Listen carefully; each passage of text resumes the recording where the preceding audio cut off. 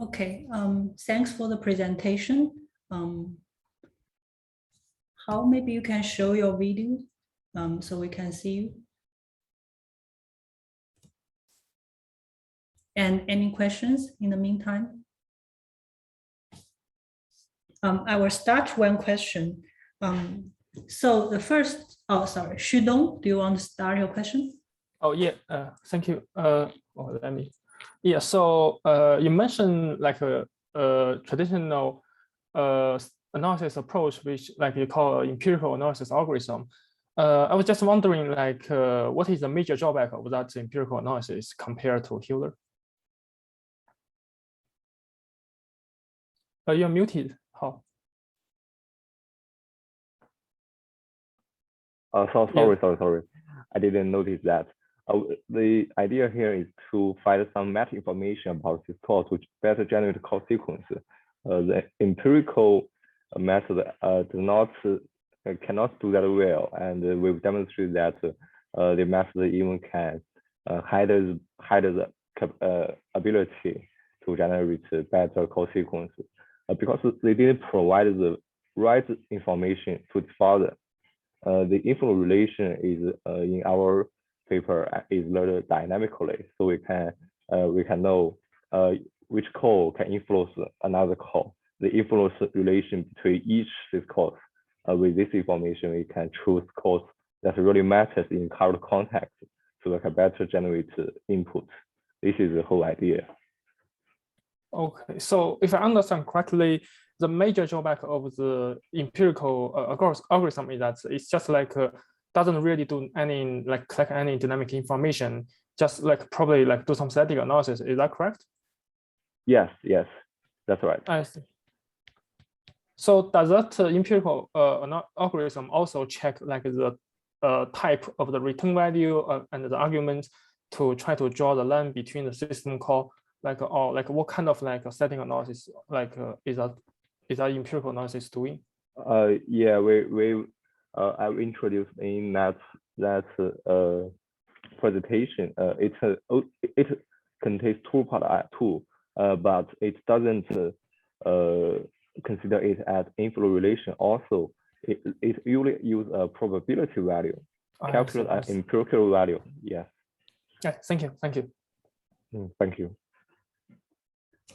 Great. So I have another question. So you use learned method to generate relations from the past experiences, but however, bug discovery is more about discovering unexpected relations that may cause bugs. So I wonder how can you explain a bit more about the tension between having learn more from history versus explore more about new possibilities, and how do you balance the two goals?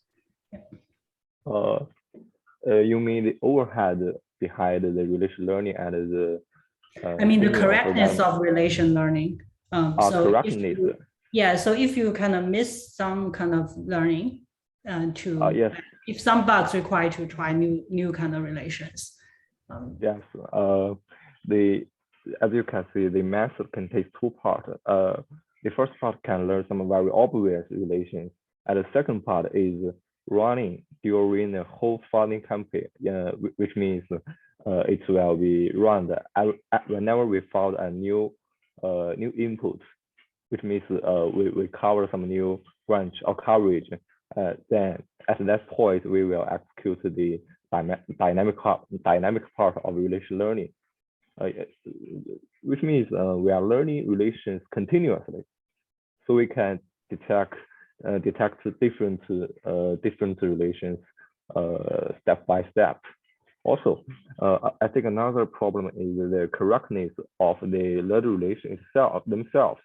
And yes, we did that in the experiment, and we check it via JDB remote debug. Also, as we can see in the method, the relation is learned by removing adjacent call. Also, therefore it can be ensured by this method. Thank you. So Rohan has another question. Rohan, you want to show your video as well? Hello. Hi. Hello. Hi, nice work. So my question was that you try to find out the system calls and their combinations, and you filter out system calls based on their coverage in the kernel, right? I was wondering how you find out the coverage of these combinations of system calls in the kernel. How do I find the coverage of this call? Yes, that is we use a feature of Linux kernel itself called kickoff. It was developed by the community, and it can enable us to collect branch coverage or basic block coverage during we executing a system call. This is how we get the coverage feedback. Okay, and also like there might be scenarios where the coverage does not change, but certain inputs for certain parameters for certain system calls might cause some bugs in the kernel or something to crash. So do you like miss those kind of bugs, or do they not occur? You mean missing the relation?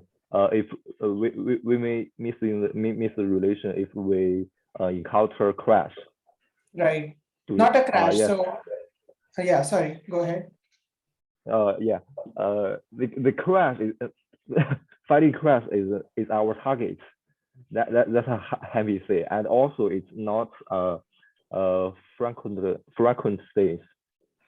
It would happen 1 to 2 in an hour. I see. Okay. Thank you. Therefore, that's not a big problem. I see. Okay. Thank you. Thank you very much. So we have time to take one last short question. So Sishui, do you want to ask your question? Hi, Tsinghua. I'm Sishui from Purdue. Hello. And I'm also the author of another kernel paper in this conference. I really like the idea of HEALER. It is very neat, and to be honest, I'm not even surprised that this approach would work. One question I have is, does HEALER consider the case where two system calls are running concurrently and affect each other? Or would you have any comments on learning multi-thread executions of system calls? Yeah, for the first problem, I think we need a simple model. Just consider the adjacent calls. I think that would be enough. And for a more complex model, and we need to really think about the benefit behind it. Yeah, that's my thought about that problem. I haven't tried it. I haven't tried that yet, and I didn't get clear about your second question. Sorry. Oh, I was just wondering if it's possible to learn from this multi-threaded executions of system calls to learn their relationship between two system calls. Multi-threaded, you mean?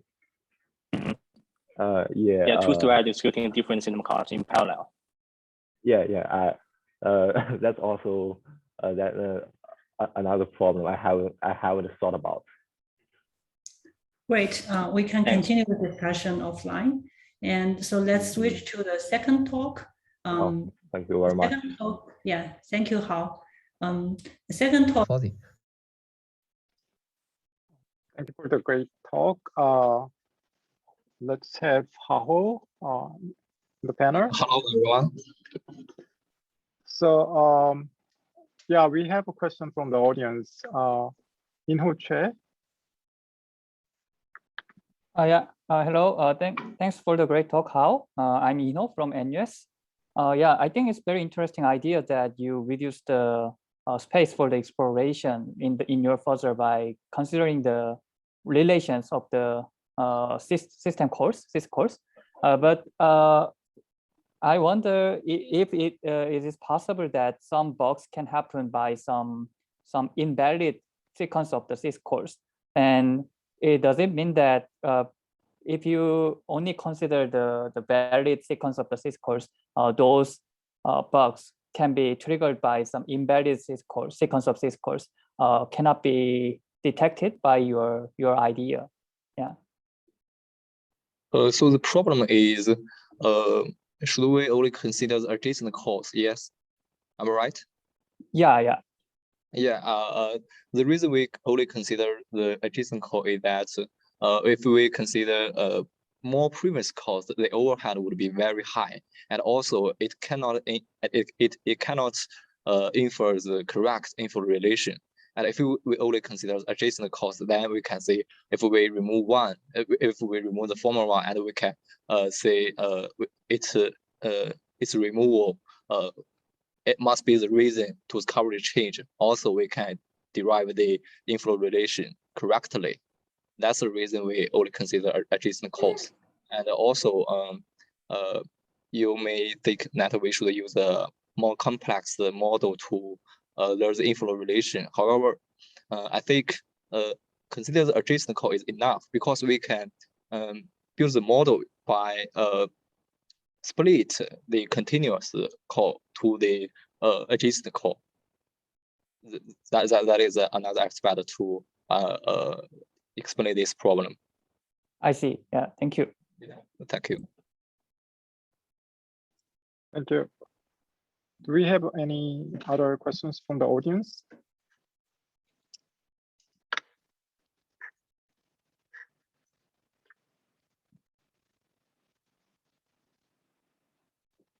Let me check the slide.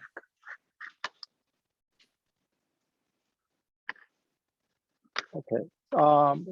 So then I have a question about the work.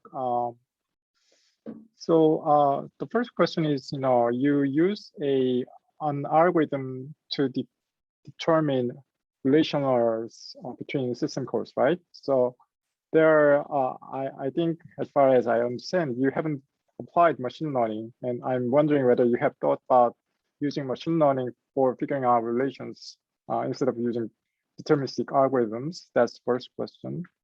And another question is that you found 33 previously unknown bugs. That's very impressive. And I'm just curious about the bug characteristics. What are the bugs you found which previous approaches couldn't find? Okay, so for the first question, I think currently we are using a kind of simple model, graph-based model. We can think it as this kind of model, and I think more complex machine learning algorithm could help, but it needs some motivation behind it. I don't know why we should use a machine learning model to build this to solve this problem, as the relation is very clearly defined. Yeah, that is the reason. And for the second question, I think the reason we can find these 33 bug is we can generate, as we said in the paper, we can generate more high quality input. Also, that means we can generate longer meaningful call sequence, and each call in the call sequence and a formal call can set up the kernel state for the latter calls. That is the core reason. And also kernel is unsafe. Kernel is unsafe also. This is the reason. Thank you for the answer. Because of time, we have to go to the next talk. Thank you again for the great talk. So the second talk is about